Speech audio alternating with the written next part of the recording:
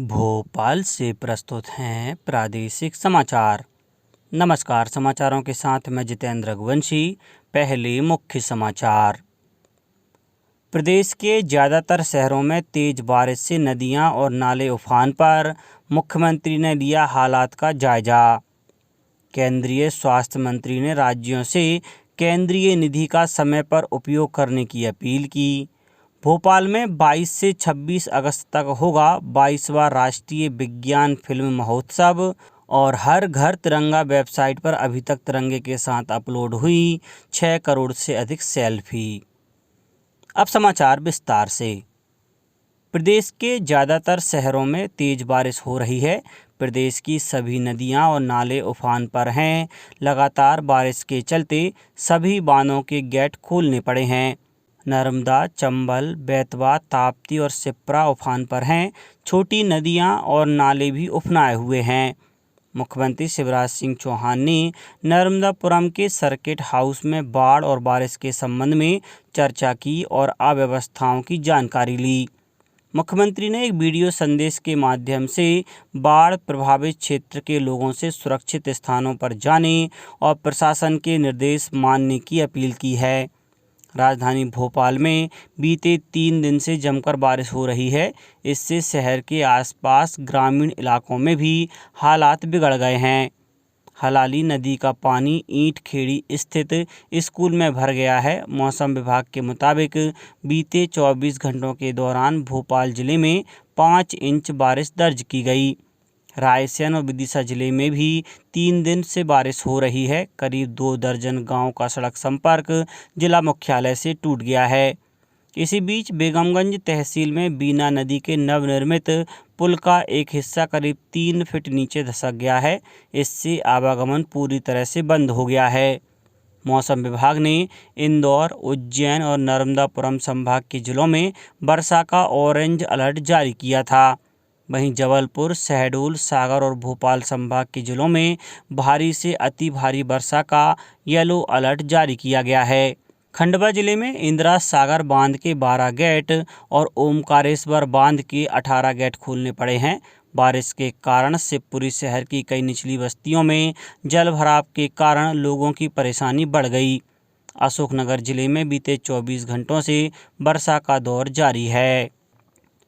स्वास्थ्य और परिवार कल्याण मंत्री मनसुख मांडविया ने राज्यों और केंद्र शासित प्रदेशों से आग्रह किया है कि वे केंद्रीय निधि का समय पर उपयोग करें, ताकि बुनियादी स्तर पर जन केंद्रित स्वास्थ्य सेवाओं के कार्यान्वयन में तेजी लाई जा सके और ब्लॉक स्तर से शुरू होने वाले स्वास्थ्य बुनियादी ढांचे को मजबूत किया जा सके।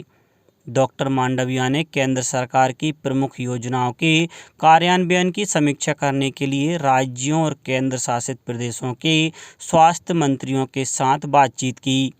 उन्होंने राष्ट्रीय कोविड-19 टीकाकरण अभियान की प्रगति की भी समीक्षा की। बैठक में प्रदेश के स्वास्थ्य मंत्री डॉक्टर प्रभुराम चौधरी भी शामिल हुए। उन्होंने प्रदेश में राष्ट्रीय स्वास्थ्य मिशन में प्राप्त बजट और व्यय की जानकारी देते हुए कहा कि सभी कार्यों में तेजी लाई जाएगी। उन्होंने कहा कि प्रदेश में स्वास्थ्य इंफ्रास्ट्रक्चर को सुदृढ़ किया जा रहा है। टेली मेडिसिन पर भी जोर दिया जा रहा है। आज़ादी के अमृत महोत्सव में राष्ट्रीय अनुसूचित जनजाति आयोग द्वारा स्वतंत्रता संग्राम में जनजातीय नायकों के योगदान पर देश के 125 विश्वविद्यालयों में 15 अगस्त से 15 सितंबर 2022 तक राष्ट्रीय संगोष्ठी की जा रही है। इन संगोष्ठियों से जनजातीय विद्यार्थियों और समाज के अन्य वर्गों तक जनजातीय वीर सपूतों की अनसुनी अनकही शौर्य गाथाएं पहुंचेंगी। राष्ट्रीय संगोष्ठी में प्रदेश के नानाजी देशमुख पशु चिकित्सा विज्ञान महाविद्यालय जबलपुर से संबंधित सभी कॉलेजों को भी शामिल किया जाएगा। भोपाल के राजीव गांधी प्रौद्योगिकी विश्वविद्यालय, भोज मुक्त विश्वविद्यालय और बरकतुल्ला विश्वविद्यालय को भी संगोष्ठी में शामिल किया गया है।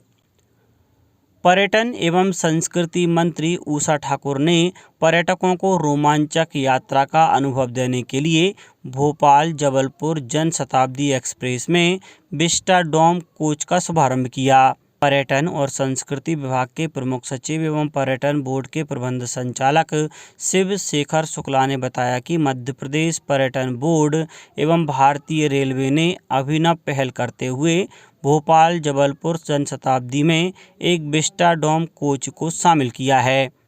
जनशताब्दी एक्सप्रेस भोपाल के रानी कमलापति रेलवे स्टेशन से शुरू होकर नर्मदापुरम, इटारसी, पिपरिया, गाडरबारा, करेली, नरसिंहपुर, श्रीधाम और मदन महल होकर जबलपुर पहुंचेगी। भीमबेटका, मड़ई, पचमढ़ी, सतपुड़ा टाइगर रिजर्व, भेड़ाघाट, 64 योगिनी मंदिर और रानी दुर्गावती का किला जैसे पर्यटन स्थल घूमने जाने वाले पर्यटक विस्टाडोम कोच को अपनी यात्रा में शामिल कर अपने रोमांच को और अधिक बढ़ा सकते हैं।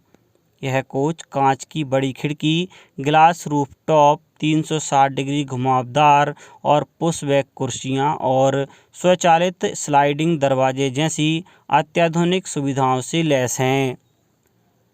मध्य प्रदेश विज्ञान एवं प्रौद्योगिकी परिषद भोपाल और विज्ञान प्रसार नई दिल्ली द्वारा 22 से 26 अगस्त तक भोपाल के रविंद्र भवन में 12वां राष्ट्रीय विज्ञान फिल्म महोत्सव आयोजित किया जा रहा है। विज्ञान प्रौद्योगिकी एवं सूक्ष्म लघु और मध्यम उद्यम मंत्री ओम प्रकाश सकलेचा ने भोपाल में फिल्म महोत्सव के पोस्टर और विवरणिका का विमोचन किया। श्री सकलेचा ने कार्यालय में फिल्म महोत्सव से संबंधित पदाधिकारियों की बैठक भी ली। मध्य प्रदेश विज्ञान एवं प्रौद्योगिकी परिषद के महानिदेशक अनिल कोठारी, विज्ञान प्रसार नई दिल्ली के वैज्ञानिक निमिष कपूर सहित अन्य वरिष्ठ अधिकारी इस बैठक में उपस्थित थे। प्रदेश में डीपीटी, टेटनेस और डिप्थीरिया जैसी जानलेवा बीमारी से बचाने के लिए डीपीटी-टीडी टीकाकरण अभियान 31 अगस्त तक चलेगा। लोक स्वास्थ्य एवं परिवार कल्याण मंत्री डॉक्टर प्रभुराम चौधरी ने भोपाल के कमला नेहरू कन्या स्कूल सभागार में इस अभियान के राज्य स्तरीय कार्यक्रम का शुभारंभ किया। डॉक्टर चौधरी ने कहा कि मध्य प्रदेश डिप्थीरिया उन्मूलन में अग्रणी राज्यों में से एक है। उन्होंने कहा कि डीपीटी और टीडी के टीके 36 लाख किशोर किशोरियों को लगाए जाएंगे।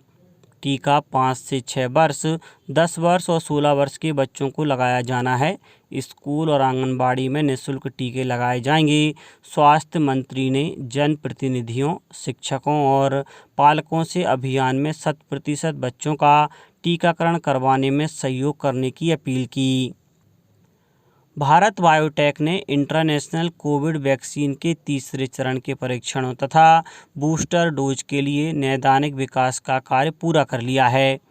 कोविड वैक्सीन कोवैक्सीन के निर्माता भारत बायोटेक ने बताया है कि BBB-154 इंटरनेशनल वैक्सीन के तीसरे चरण के परीक्षणों तथा बूस्टर डोज के लिए नैदानिक विकास का कार्य पूरा हो चुका है।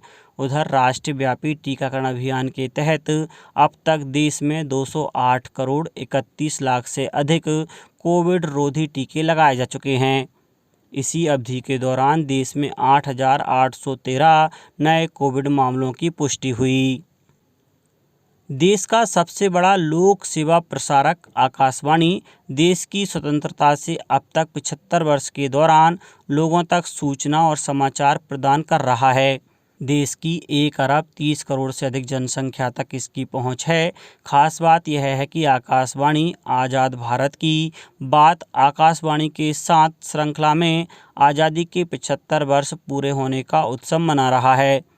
आकाशवाणी की ओर से कही गई कहानी के माध्यम से यह कार्यक्रम जीवन के विभिन्न क्षेत्रों में स्वतंत्रता के बाद से भारत की यात्रा को प्रदर्शित कर रहा है। हर घर तिरंगा वेबसाइट पर अभी तक तिरंगे के साथ 6 करोड़ से अधिक सेल्फी अपलोड की जा चुकी हैं। प्रधानमंत्री नरेंद्र मोदी ने देश की स्वतंत्रता के 75वें वर्ष पर लोगों को राष्ट्रीय ध्वज अपने घर लाने और इसे फहराने को प्रोत्साहित करने के लिए हर घर तिरंगा अभियान शुरू किया था। इसका उद्देश्य लोगों के हृदय में राष्ट्रभक्ति की भावना मजबूत करने और जनभागीदारी की भावना के अनुरूप आज़ादी का अमृत महोत्सव मनाना है। अब कुछ समाचार संक्षेप में। शहडोल जिले के धनपुरी में कल सोशल मीडिया पर एक अपमानजनक विवादित पोस्ट से हंगामा हो गया। मामले की जांच जारी है। नीमच जिले में टीडी डीपीटी टीका लगाने के लिए स्कूली बच्चों व आंगनबाड़ी में वैक्सीनेशन किया गया। रायसेन के सांची बौद्ध भारतीय ज्ञान अध्ययन विश्वविद्यालय में कुलपति डॉक्टर नीरजा गुप्ता ने ध्वजारोहण किया। धार जिला पंचायत सभा कक्ष में आयोजित जन सुनवाई में कलेक्टर ने कुल 52 आवेदनों पर सुनवाई की। और अशोकनगर जिले की खिलाड़ी मानसी रघुवंशी ने मध्य प्रदेश राज्य shooting shotgun army marksmanship shooting range championship में सिल्वर मेडल प्राप्त किया है। अंत में मुख्य समाचार एक बार फिर। प्रदेश के ज़्यादातर शहरों में तेज बारिश से नदियां और नाले उफान पर, मुख्यमंत्री ने लिया हालात का जायजा। केंद्रीय स्वास्थ्य मंत्री ने राज्यों से केंद्रीय निधि का समय पर उपयोग करने की अपील की। भोपाल में 22 से 26 अगस्त तक होगा 22वां राष्ट्रीय विज्ञान फिल्म महोत्सव। और हर घर तिरंगा वेबसाइट पर अभी तक तिरंगे के साथ अपलोड हुई 6 करोड़ से अधिक सेल्फी। इस बुलेटिन में इतना ही। घर पर रहिए, सुरक्षित रहिए और सुनते रहिए प्रादेशिक समाचार। नमस्कार।